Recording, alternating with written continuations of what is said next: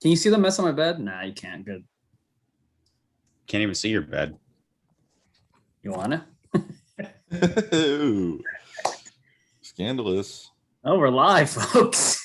No, now we are. So don't say anything. All right. Recording. All right, count us down. Good morning, good afternoon, and good evening, everybody. Today is Tuesday, August 3rd, and you are listening to our Little Yankees podcast. As always, I'm Julian Coultry, joined alongside the one and only my podcast partners, Josh Levin and Eric Ray Sepulveda. Boys, how are you? Oh, 24 hours ago, I was better.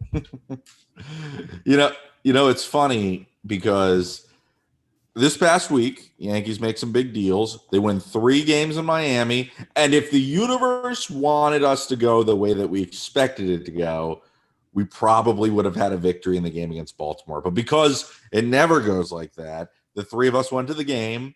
We saw miserable baseball.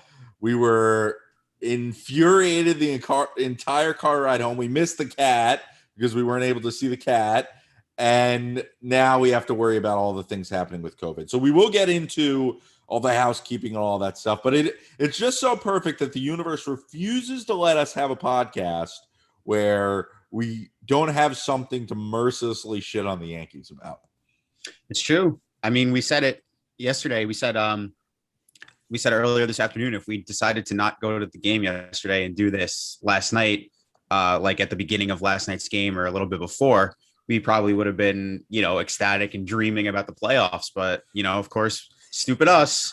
We get excited over the weekend. We go to the game. Stupid us. We go to the game. We were feeling good, man. And we're right back where we were a week ago. I felt so good. And I for weeks, I've been telling the people, don't go to that stadium. Don't watch this team. And what did I do?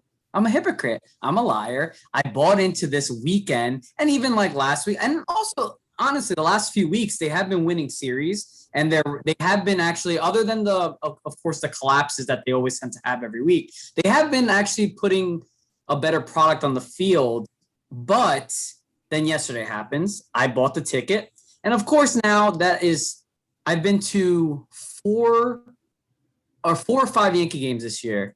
Only the second at Yankee Stadium, 1 in Philly and 2 in Baltimore. And now there's back-to-back games where their offense has been atrocious. Actually, those 2 games are probably one of the worst games I've ever been. I was going to say that yesterday, it doesn't come close to the Philly game, but I mean, it's up there and maybe the second most boring game of the season. And I don't think they were facing in that Philly game a guy who had a 6 ERA. No, they were facing Aaron Nola, who's actually good. Not a guy who's 2-12 with a 6 ERA that just happens to put down the Yankees, of course, at home after a big weekend where the crowd, you could feel like the crowd is electric, like in the beginning. Yeah. He looked good, but then like it was batting practice out there. But what can you do?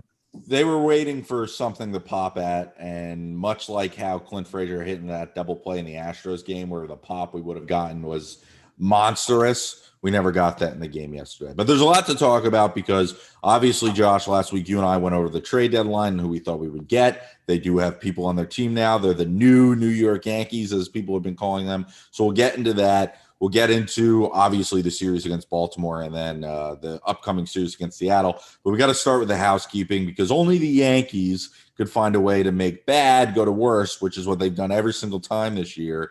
And that is what sort of has taken place over the last 24 hours or so.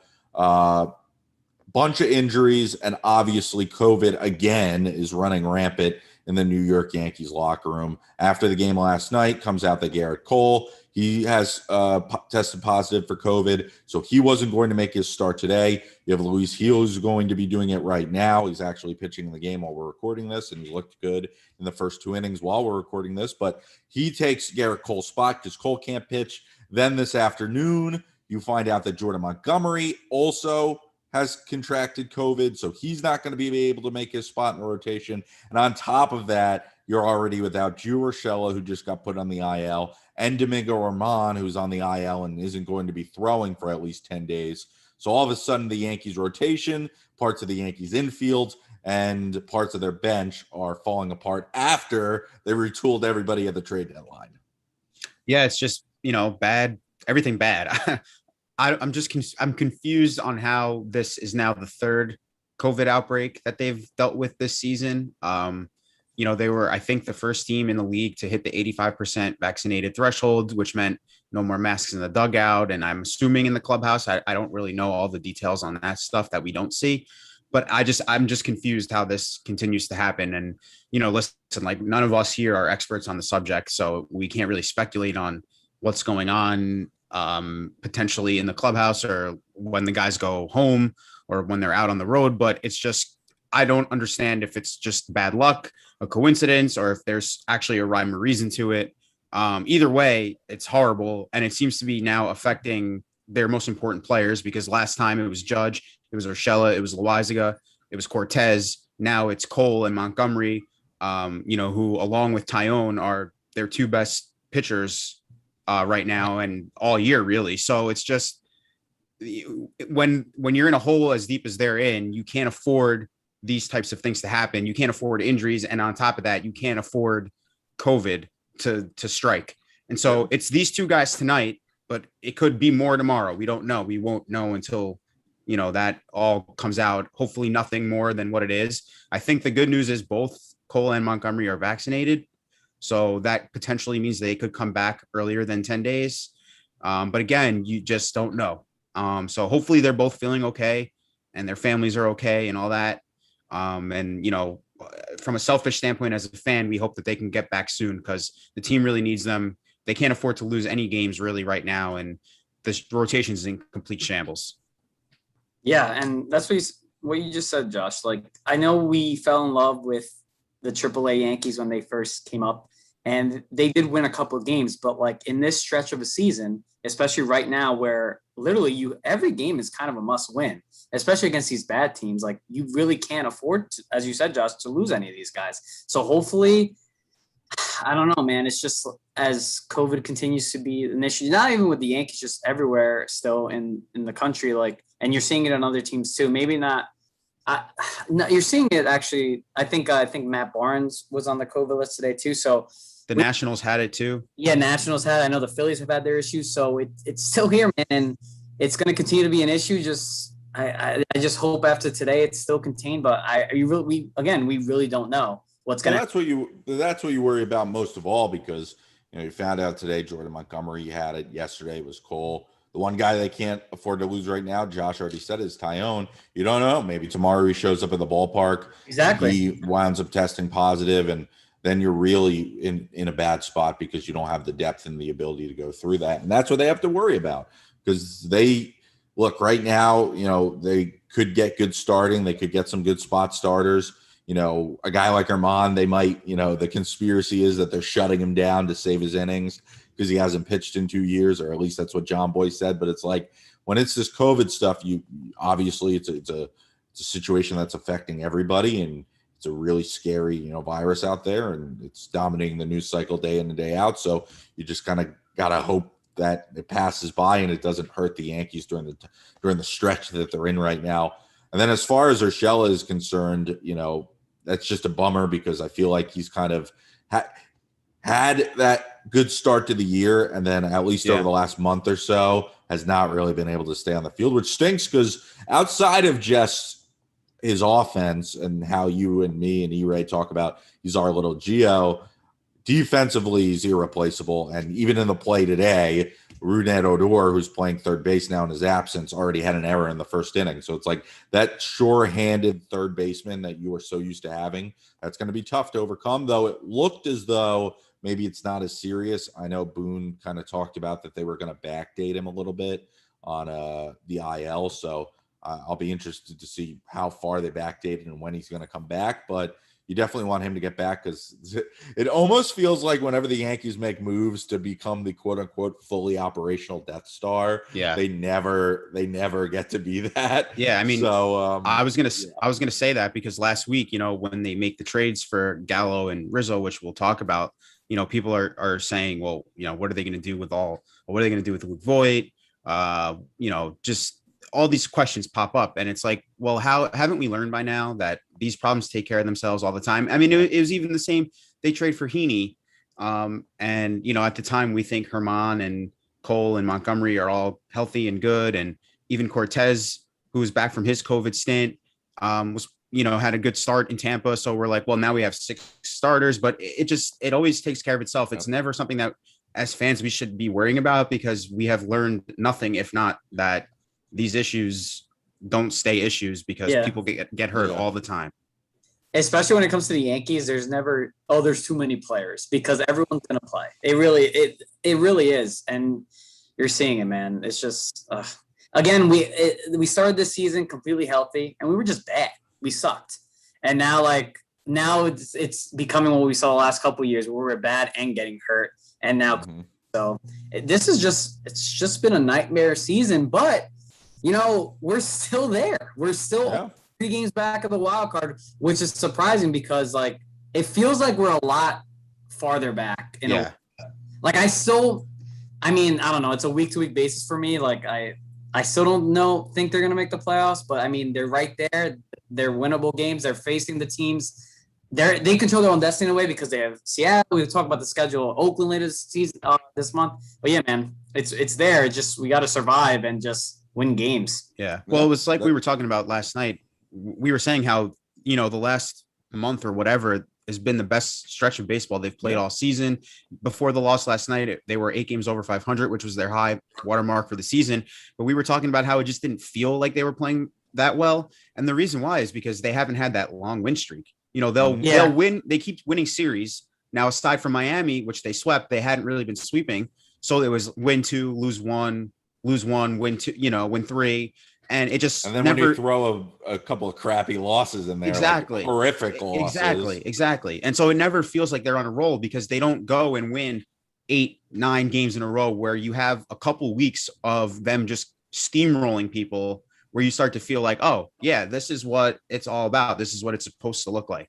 We just haven't had that. So yes, they've been playing better and they've been winning series, which at the end of the day really is what they're supposed to do.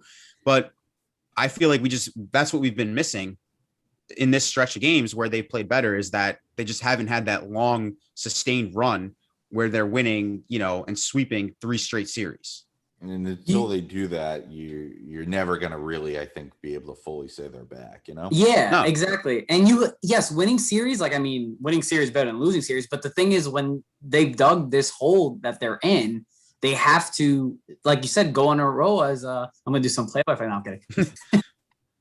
Flavor? Yeah, no, they have to go. They have to go on a roll. It's not just about winning series. Like, when you have a chance to sweep, you have to sweep, especially if it's an opponent who's weaker than you are in theory. Yes. Like, those are games that you can't just throw away. So yeah, like the Tampa, they got blown out, which is better than, how they lost to the Red Sox or the Astros or any of those other games. But like the Rays are a very good team. You have a chance to sweep them. You need to at least show up, and it's those types of efforts that have been missing all season. And, listen, like the Miami series was great because they finally swept, and there was new blood in the clubhouse with Anthony Rizzo and Joey Gallo coming over in their trades. And it felt great to sweep. And I'm not going to lie, because I think you guys agree, after the weekend, I was thinking like, oh, okay, well, this team has a chance to go on a run, because it looks like there's something to work with here. Crappy Baltimore. You take one step back after losing yesterday, and you're like, well, if Anthony Rizzo didn't exist, they probably would have lost the series, possibly even gotten swept by Miami, because the offense is still dead. So, it's just, you have to keep it in perspective. And it's just like, you can't just buy back in after one weekend. And seems to be what we have to keep reminding ourselves of, because even before the trades, there would be a weekend, like when they when they won the series against Oakland in June, where you're like, okay, now we're cooking, but then they don't follow it up. So yeah, it's about going on one of those long runs, and tonight would be a great time to start it. Yeah, absolutely. And what E-Ray was referencing there is, if you're listening back, the game is on in the background, and it was where Glaber just hit an RBI. I guess it was double. Gary Sanchez scored. So right now, if you're listening to this the next day when we put this out, the Yankees are leading 1-0. We don't know what the score will be when we finish, but we'll have to see. That was a good transition point you gave me, Josh, because you said some new blood in the lineup down the series. against the Miami Marlins. It's a good time to talk about it because the fact is, you and I and E-Ray went back and forth really for the past month and a half about what the New York Yankees were going to do at the trade deadline. Were they going to be buyers? Were they going to be sellers? Were they going to stand pat? When the smoke cleared, they were a resounding seller or a buyer. They were a resounding buyer. Brian Cashman went out there on Wednesday night and brought in Joey Gallo from the Texas Rangers for a slew of prospects, as well as Joely Rodriguez.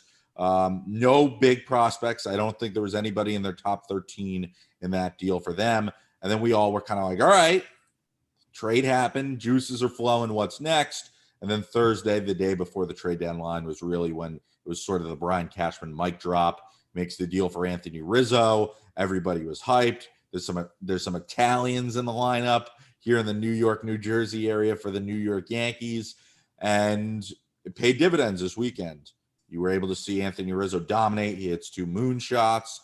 Joey Gallo had a big hit, but other than that, he was kind of quiet and actually served the fact that Rizzo was so good that it allowed Gallo to have almost like a pretty mediocre, if not worse, start to his Yankee tenure.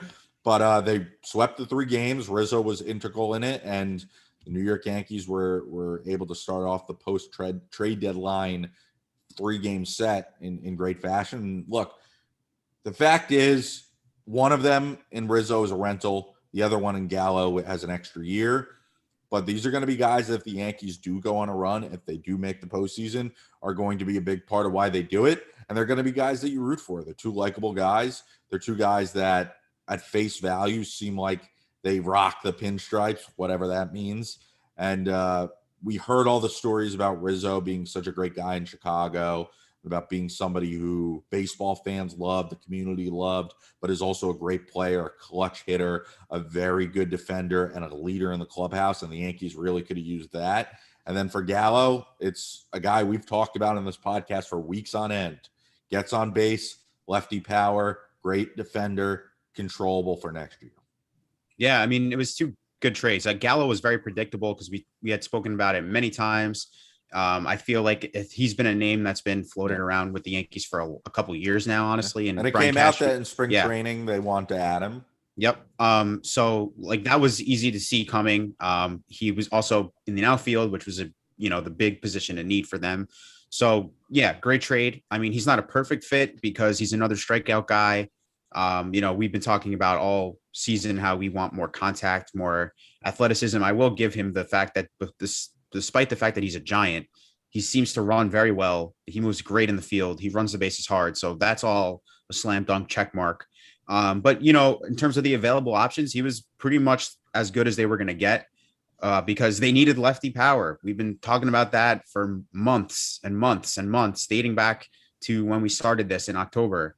That's been something that they've just neglected, and they finally went out and decided like, okay, we have to do this. We have to diversify the lineup. That was compounded even more so after the Rizzo trade, which nobody saw coming. That was not rumored at all. He was going to the Red Sox. That's what everyone thought. Yep. And those were all the rumblings where the Red Sox were going to bring Rizzo back, their team that originally drafted him. But the fact that you see the Yankees go and trade for a first baseman when they already have a first baseman, mind you, he led the league in home runs last year. That just goes to show you, one, that they don't want to rely on Luke Voit coming back from injury for a 3rd time this year. And also the fact that they needed more lefty power. And finally, prioritizing defense. Both of those trades prioritized defense. Gallo, an outstanding fielder in the outfield. Rizzo, a former platinum glove winner. So this is a guy who's going to help you on both sides of the ball. And you saw it all weekend. The 2 home runs, he gets base hits the opposite way. He gets on base. He makes plays in the field. That double play on Sunday was huge. We even heard in the post game, I think it was after Saturday's game, where Rizzo said he spoke to Gary Sanchez about throwing behind the runner to first base, which he said, I know this isn't something that he's used to doing, but I thought it might be worth it because I know he's got a great arm, and it pays dividends right away. And these are the types of things that you want to see, not just, in terms of box score stats, but like you want to hear stories about the leadership and stuff like that. So I think the Rizzo trade was just outstanding. And for now, he's a rental. We'll see. I mean, you could we already all want to resign him. You could discuss that. After 3 games. We'll have that discussion in October. We'll see how November. it goes. Yeah. We'll see how it goes in October when they don't make the playoffs. Exactly. We'll have plenty of time in October. But the fact is that it was a move that nobody saw coming, but it made so much sense. And I was glad that Cashman did it, because normally you hear him talk about, like, when these starting pitchers coming back, you talk about how, well, we're waiting on them. And, with Voit, you kind of thought it would probably be the same thing. Like, none of us ever discussed trading for a first we're getting baseman. the home run. That's true. We're getting the home run leader back. So none of us discussed them trading for a first baseman because we just assumed that they would just wait it out. But I was glad to see that Brian Cashman was proactive with it and decided to go get somebody who would improve the team, he's very durable too. He plays a lot of games every year. He plays 140, 150 games. So, I mean, yes, thank you. Finally, like, a guy that you can actually count on being in the lineup every day is not something that we're used to on this team with this core. So It was a welcome addition. So let's see how it plays out. But I mean, for now, feeling good. We'd like to see Gallo get some results going, but he's been in a slump. He'll get it. He'll be fine. These guys should help. It's going to be about now the other guys around them having to step up. It was funny. You and I both noticed this at the Yankee game yesterday, Josh, that because of how good Anthony Rizzo's stats have been in his first 3-4 games with the Yankees, that they have his Yankee stats on the Jumbotron in center field. But Joey Gallo, because he's got like 2 hits total in like the however many at-bats he has as a Yankee, they're using his season-wide stats. So a little bit of a spin job there from the New York Yankees, but still one that's kind of funny. I agree with you on everything. And the first person I thought of with the Rizzo stuff maybe isn't the type of player that he is, but it reminded me of 2017 when they went out and got Todd Frazier. And the reason why was because we heard that year how much Todd Frazier was a guy who, could hit, but he played good defense. He was a great clubhouse guy. And I don't know, there was that proverbial, he knows the Yankee way, even if he was never a Yankee. And, for him, it was a little different growing up a Yankee fan, living in the New Jersey area, obviously standing next to Derek Jeter in the Little League World Series. But, it's that same sort of, I guess, factor, because in 2017, when they made that run, they had clubhouse guys. They had guys that wouldn't be afraid to take other players aside and sort of like correct them when they were wrong and get on them when they were right. And it seems like that's what a guy like Rizzo is really going to do. He's won a World Series before. He's going to play lockdown defense at first base. And if the Yankees need somebody to kind of get down in the trenches and be like, this is how we got to do this, even if he wasn't a Yankee, even if he didn't grow up a Yankee, you sort of understand that this is a guy who did it in Chicago with the Cubs, one of the iconic franchises in baseball. So, it probably wouldn't come as much of a task for him to be able to do stuff like that here in the Yankees clubhouse. In the end, they needed to just do something, right? Yeah. We've been saying that since April. And I guess we realized that they were waiting till the deadline, and they finally struck, man. And again, the Rizzo deal, it was shades of Ninja Cashman. Remember Ninja Cat? Because again, that came out of nowhere. And Rizzo, what he does is he changes the dynamic a bit. And we saw this past weekend. So I'm not worried about Gallo either. I mean, you know what you're getting with Gallo. Again, he's going to strike out a lot. That's just who he is. And that's what they love. They like the home run and the strikeout, but at least he's a good defender. He gets on base. So, yeah, man, I'm all for. And the one note with Joey Gallo is he's rocking number 13. He is. First time big, since A-Rod retired. He gets lucky number 13. So, super interesting. But continue your point, right? No, I think I was pretty much finished up. I was going to say that I think it was post-game, one of the games in Miami.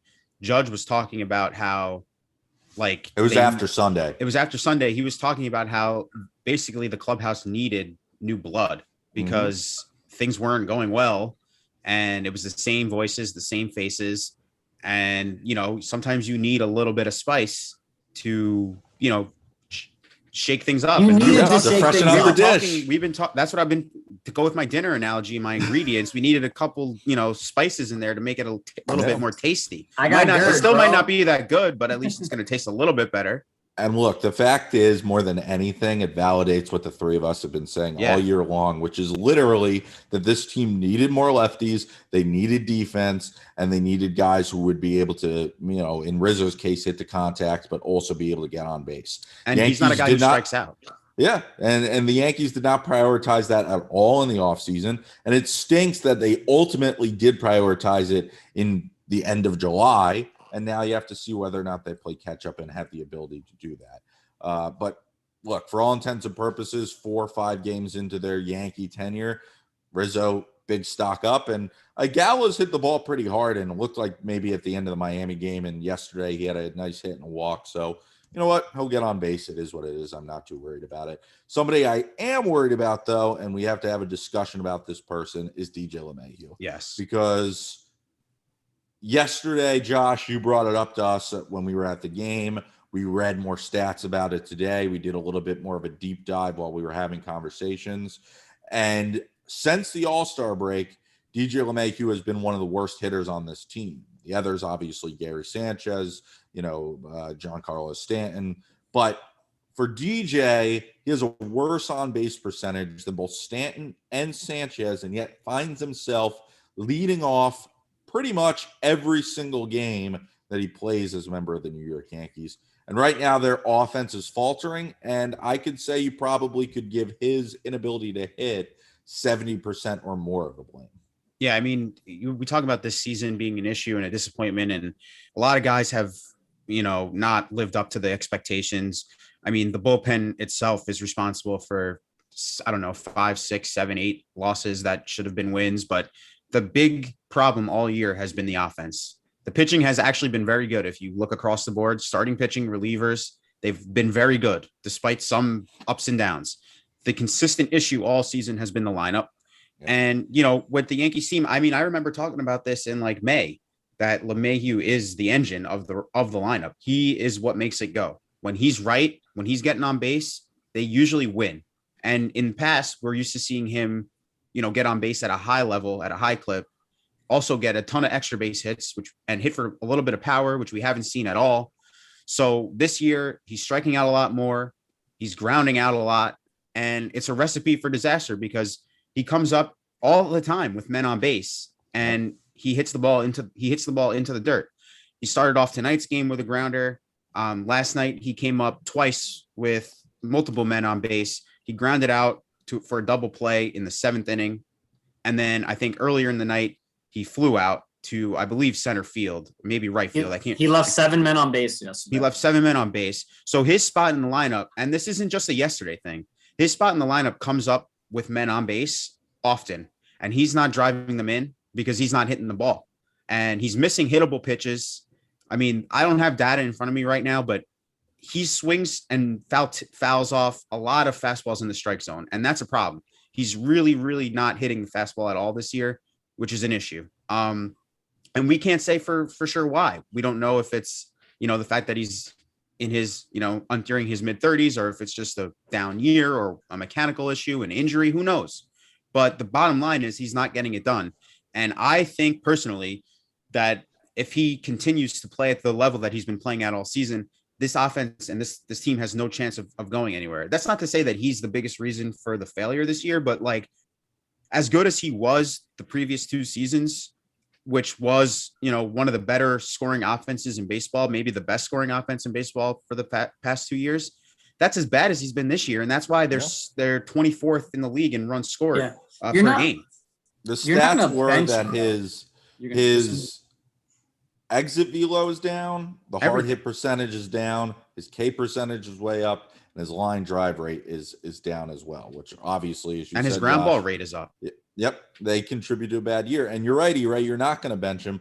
Just move him down. Becomes, what are you going to do with him? And the Yankees lucked out because the guy who they traded for in Anthony Rizzo has excellent career numbers as a leadoff hitter. And look, maybe he's a guy that you got because he gets on base and he has some lefty pop, but it's like he's the type of guy you would want to play in that leadoff spot. If you ask me, you go him, you go Judge 2, and then you put everybody else down a peg the rest of the lineup. If you want to do Gallo 3 and Stanton 4 and DJ 5, then you do that. But you figure out a way to do it because right now, I heard, Jake say this on Talking Yanks.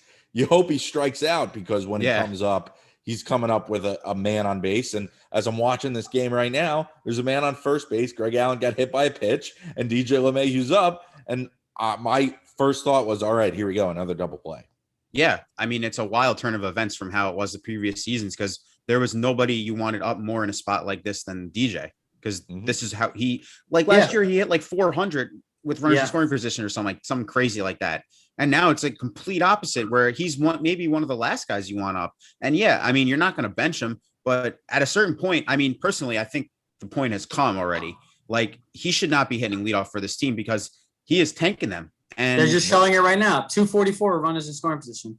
Yeah. The thing with the Yankees though, like they don't like doing that stuff. They're gonna keep him out there leadoff. Yeah. They really are. And I guess they can prove us wrong if this continues and he keeps grounding out and not bringing any runners in and keeps leaving men on base in that leadoff spot for the next 2 weeks. And we're losing games because of it. Maybe they'll shuffle it up. But knowing the Yankees track record, they don't. I think if DJ's and they're not going to prove us wrong. That's the thing. They didn't prove us wrong by trading at the trade deadline. They just proved us right by saying we needed these people. That's what it was. So it's like, at a certain point, you say to yourself, like, oh, you're not going to prove us wrong. You're just going to do exactly what we all think you're going to do anyway.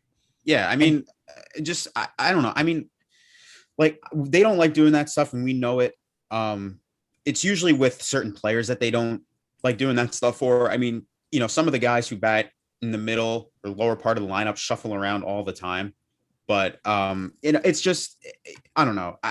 I just think that they have you got a base hit, no double play. That's wrong, baby. We're talking about I always believed in you, DJ. Always did. We're talking about it, and look what happens. But the point. I mean, the point still stands. Like, oh yeah, they'd be better served, in my opinion, with somebody else hitting leadoff, whether that's Rizzo or Judge. I don't know. I kind of don't want Judge batting second because he hits into double plays a good amount too. So I don't know who should be in the 2 hole. I know Gallo never grounds out. He never hits into double plays. Yeah. I don't know. Maybe Rizzo should bat. Either way, I'm all for shaking things up because we've been talking about that's been the theme of the season, shaking things up. But I like what I just saw. So who the hell? Maybe we're all dumb. Well, no, we're definitely not dumb because we're gonna believe that this is who the new DJ LeMahieu is, and then we'll see the more at bats. Yeah, two or three games, he'll be back to hitting 250 the rest of the way. As far as the Yankees' upcoming stretch is concerned, this is the biggest stretch of the season, I guess you could say, not because of who they're playing, but I mean, I guess a little bit because of who they're playing with Seattle, but because these are teams that they can beat. Their upcoming games, they play Baltimore, and then they have an opportunity to play Seattle this weekend. Teams that they're facing at home, teams that they have an ability to go pound for pound against. And they won't have Garrett Cole on the mound, and they won't have Jordan Montgomery on the mound. But offensively, if they can find a way to wake up, they should be able to beat them. And I think that Cole thinks the same thing. He does. That's he's losing his shit. He's watching the game, and I'm so behind. Bro, just stop reacting. What are you doing? We're trying to watch a game with you. Yeah, man. Wait, why are you guys behind? You're not on cable? No, bro. No. I've never been on cable for as long as I've known you. I was on cable. I'm streaming. Yeah, but Yes App's like so behind. Yeah. Yes App stinks. Not the crap on the Yankees. Anyway, Anyway. Now see there. Anyway, my dog was in the picture, E-Ray, and you missed it. Wait, what? My dog came and joined us, and you missed it. Oh no, I missed it. You see, I get distracted easily, man. This is why I don't like recording on pod days, but sometimes you gotta do what you gotta do. You don't like recording on pod days? Game days. Anyway, continuing with what I'm saying, stretch against Baltimore, stretch against Seattle, moving day, as they say. And for the New York Yankees, if they want to start gaining ground, they lost the opener against Baltimore. But right now it's looking good that maybe they have an opportunity to win this second game. And if they do, they have to win the game tomorrow and then go and potentially try and win 3 out of 4, if not a sweep against Seattle, to get something going, some sort of mojo. Yeah, and a good thing would be, Seattle's a team that's sort of kind of in the hunt despite their dumb trade stuff last week, trading their closer while they're in the middle of a wild card race. They're very close to the Yankees in the standing. So this weekend is tied with us. Yeah. So this is a good weekend for a chance for the Yankees to put them behind us, hopefully for good. It's a team that is in the thick of it with the Yankees. So, it's an important series coming up starting Thursday. So they really have to, put their best foot forward and send out the right lineups. I know the pitching staff is up in the air because of all these injuries and COVID and all this, but they need to really do what they can in terms of putting a lineup together that will go ahead and, actually win them some games. Cortez is going to pitch in that series. So we have Tyone tomorrow, Cortez on Thursday. I mean, I feel good when that's there. Those are our two aces right now. So I'm feeling good. I think someone had a Cortez shirt. That imagining that shirt, that's rowdy. I like it though. I have a Ronald Correa shirt, so I would buy a shirt like that. Damn, I forgot about that. But yeah, man, they better, again, like you said, Josh, you need to separate yourself right now. And unfortunately, this is the way the team is, no excuses. You just got to win. We literally got 2 more months. You got a chance. These are the teams right there with you, in front of you, behind you, whatever. You got to separate yourself. You got to win games. Keep winning. And look, you said it yourself, Ray. The fact is, in a weird way, they do control their own destiny. They play Seattle still. They play Oakland still. They still have games in division against Toronto, who is right on nipping at their heels. They have games against Boston. They have another series at the end of the year against Tampa Bay.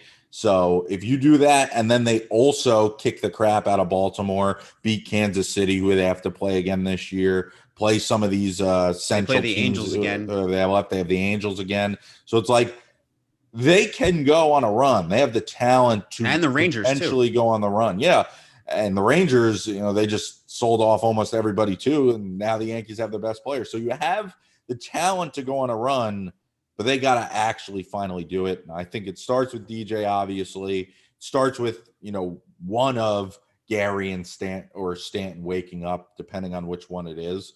And right now, the acquisitions at the deadline look like they're giving them a little bit of extra oomph, but we'll have to see. It's going to be like everything else. It's a game of streaks. So who's going to come alive when some of the other guys start to slow down? That's why you got these new guys in the lineup.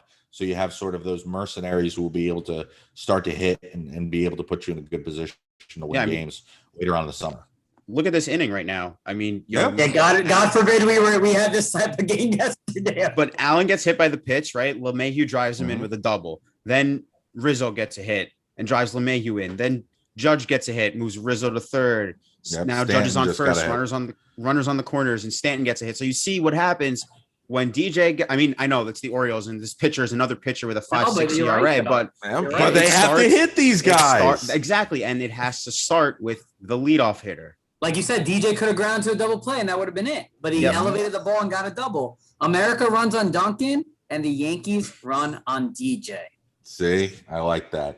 All right, time to transition to Pop of the Week. What do we got? Pop of the Week is the newcomer, baby, Anthony Rizzo. You got to get any doubt? See? No, there was no doubt. He's our king now. He's everything. I love him. Yep. It's easy Pop of the Week for me.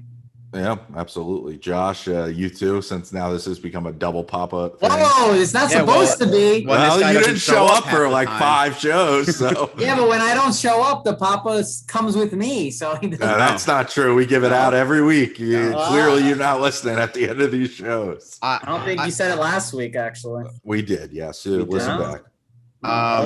Yeah, we did. I don't remember who I gave. He said Rugi Odor. That's what he said. Oh, okay. Well, for me, I mean, Rizzo, obviously, yes. I guess, yeah. You know what? Let's double up. He deserves it.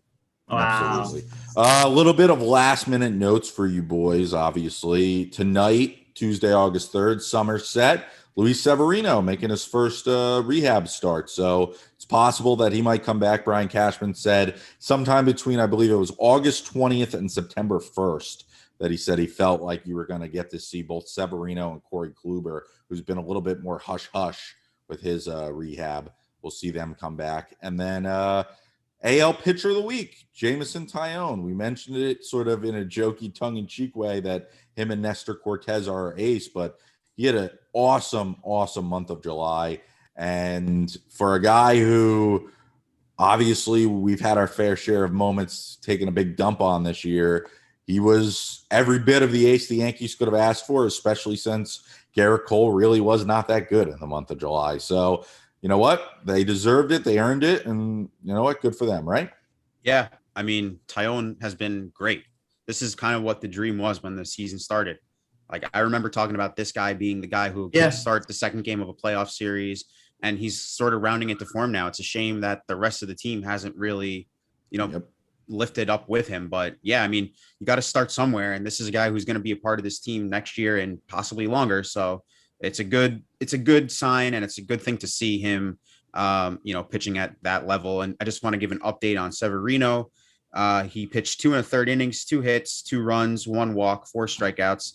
He allowed a home run to Adley Rushman, who's the number 1 he's Orioles really good. prospect. He was the first pick 2 years ago, I believe. Who's prospect? Orioles. Orioles. He's really good. He's we'll a probably catcher. see him a lot the next 5 to 10 years. He struck out the Cedric first. Mullins. He struck out all 3 batters in the first inning, and he gave up the home run. I believe was in the second, but I could be wrong on that. Either way, though, that's. I think he reached 95 miles per hour, so he topped off at 90. Yeah. The good news is he comes out healthy. So. Yep, absolutely. And look, the fact is, when you were talking Tyone, but it's kind of the truth.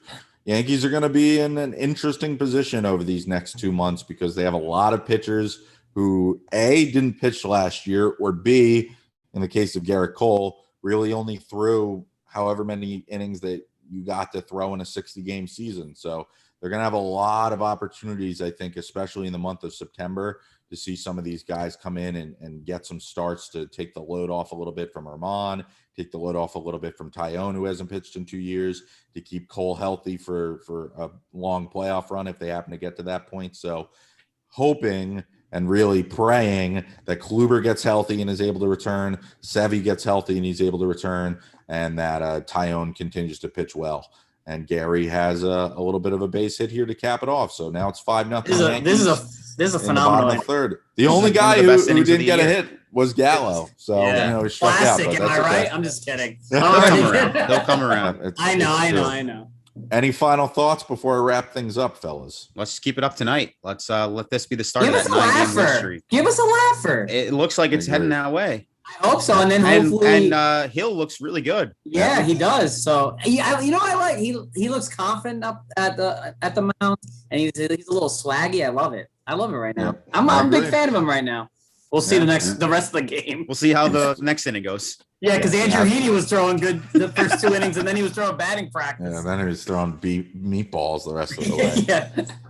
All right, that's going to do it for us here inside our little Yankees podcast. As always, you can listen to us wherever you find podcasts. That includes Spotify pods, Apple Podcasts. We're on TuneIn. We're on SoundCloud. We record every single episode live on YouTube, so you can follow us each day, whether it's Monday or Tuesday. When we're recording, we go live. Just subscribe to our YouTube channel and hit subscribe and give us a 5-star review if you listen to us on the podcast spots too. So we always are looking for more reviews and to hear what you guys think of our little Yankees podcast. For Josh Levin and E-Ray Sepulveda, I'm Julian Coltree. Talk to you guys later. Go Yanks.